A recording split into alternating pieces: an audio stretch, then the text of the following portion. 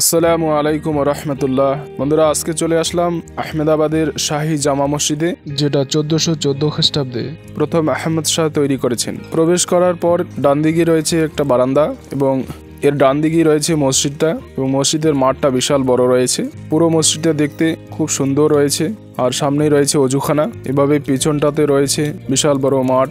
এখানে একসাথে অনেক লোক জামাতে অংশগ্রহণ করতে পারবে। এইদিকেও অজুখানা রয়েছে, এখানে অজুখানাটা দেখতে পাচ্ছেন, মাশাআল্লাহ খুব সুন্দর। তারপরে মসজিদটার ভিতরটা দেখাবো ইনশাআল্লাহ।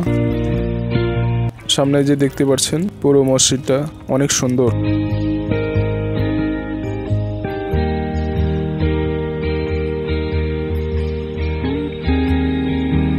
আর এটা পুরো পাথরের তৈরি।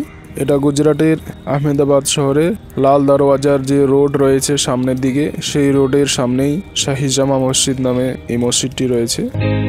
এখানে পিলারগুলো দেখতে পাচ্ছেন পুরো পাথর দিয়ে তৈরি। এটা হচ্ছে মসজিদের ভিতরের অংশ। মাশাআল্লাহ খুব সুন্দর ছিল এই মসজিদটি।